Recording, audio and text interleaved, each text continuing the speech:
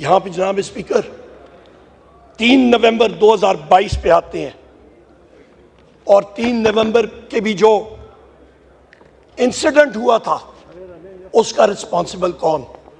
यही शहबाज शरीफ जो यहां पे बैठा हुआ है, यही रिस्पॉन्सिबल था। 3 नवंबर 2022 को क्या हुआ था, आप सबकी जरा याददाश्त ताज़ा करूं। यहां पे अहमद चट्टा साहब बैठे होंगे, उठे जरा अहमद चट्टा साहब यहां पे बैठे होंगे। ये मेरा भाई इमरान खान साहब के साथ खड़ा था, इनको गोलियां लगी थी, मेरे लीडर मेरे कायद को 4 गोलियां लगी थी जनाब स्पीकर, उन पे कातलाना हमला हुआ था, इनको अल्लाह ताला ने बचाया। हमारे बाकी साथियों को लगी थी, जख्मी हुए, एक शख्स हमारा शहीद हो गया। ये तो मौजज़ा हुआ। मैं बिल्कुल कंटेनर के पीछे, मेरी गाड़ी उधर ही मैं पहुंचा था, फायरिंग की आवाज सुनी। इस वक्त मैं अंदर गया, ऊपर से इमरान खान साहब को उठा के ला रहे थे, खूनो खून थे, और उस शख्स ने जनाब स्पीकर ओए ओए आपकी बात करता हूं ना, जो ओए ओए करते हैं उनकी टांगों में 4 गोलियां मारे, मैं देखता हूं क्या होता है, मैं देखता हूं।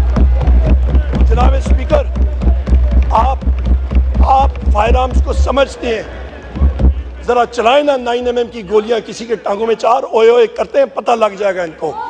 उस शख्स ने, वो बहादुर शेर है, उसने उफ तक नहीं की, बाहर आया कंटेनर से, उसने लोगों को वेव किया, गाड़ी में बैठ के उसको हम लोग लेके गए थे जनाब स्पीकर, वहां पे लाहौर हम लोग उसको लेके गए थे, उसने उफ तक नहीं की।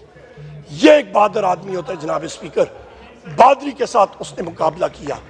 और उस वक्त, उसके दूसरे दिन मैंने खुद ट्वीट की जनाब स्पीकर, और मैंने कहा कि कम से कम 3 शूटर्स हैं, और बाद में इन्वेस्टिगेशन में भी यह चीज साबित हुई कि एक शूटर नहीं था, 3 शूटर थे कम से कम, एक कंस्पिरेसी थी।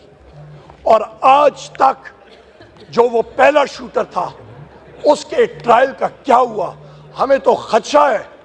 जिस तरह वो मकसूद चपड़ासी था और पता नहीं कितने और थे, उसकी तरह अचानक वो चीनी चोर वाला कौन था, मैं भूल रहा हूं नाम उसका, वो चीनी चोर वाला एक था, वो जो नहीं, वो एक पता नहीं कौन सा मकसूद चपड़ासी कौन सा था जनाब स्पीकर, उसको भी जेल में कहीं पे हार्ट अटैक हो गया। यहां पे भी हमें खदशा ये है कि इस शख्स को भी एक दिन हमें सुनेंगे कि इस शख्स को अचानक हार्ट अटैक हो गया। ये कंस्पिरेसीज अनर्थ होनी चाहिए जनाब स्पीकर। हम लोग आगे चलते हैं। 14 मार्च 2023 इस पे आप आते हैं, यहां पे कौन कौन जिम्मेदार है?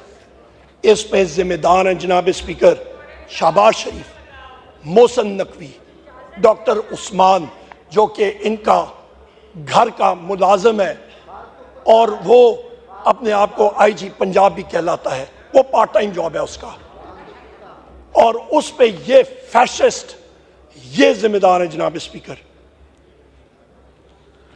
इस दिन 14 मार्च 2023 को मखदूम शाह महमूद कुरैशी साहब के साथ मैं खड़ा था इमरान खान साहब के घर में, और इमरान खान साहब थे, शाह महमूद कुरैशी साहब थे, और मैं था। पता चला कि इस्लामाबाद पुलिस से SSP बुखारी साहब एक आए हैं वारंट लेके।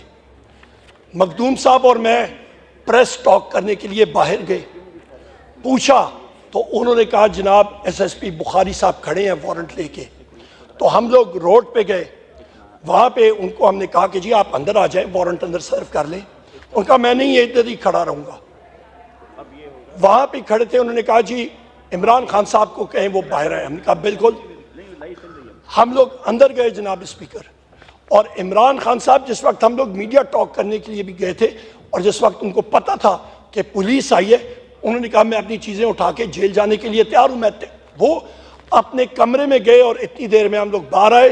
वो कमरे से बाहर आ रहे थे, और बगैर किसी वजह के पुलिस ने घर के अंदर टीयर गैस शेलिंग शुरू कर दी। उनको बहाना चाहिए था, निशाना इमरान खान था जनाब स्पीकर, ये हकायक है। इसके बाद जनाब स्पीकर ये वजह क्या थी? उसकी वजह यह थी कि इनका जो मोहसिन नकवी है ये, और दूसरा इनका डॉक्टर उस्मान आईजी पंजाब, वो बहाना चाहते थे कि कोई ऐसा एक्शन हो जिसकी वजह से वहां पे अफरा तफरी हो और खुदा न खास्ता लाशें गिरें। जनाब स्पीकर, फिर हम लोग आते हैं, वो तो अगले दिन सुबह हमारे इन काले कोट जो हमारे साथी मौजूद हैं, लॉयर्स, लाहौर हाई कोर्ट से वो गए। लाहौर हाई कोर्ट ने वहां पे रिस्ट्रेन किया पुलिस एक्शन से। 18 मार्च 2023, ये डेडलाइंस, ये टाइमलाइंस मैं आपको दे रहा हूं, एक एक चीज आपके सामने फैक्ट्स एंड फिगर्स के साथ पेश कर रहा हूं।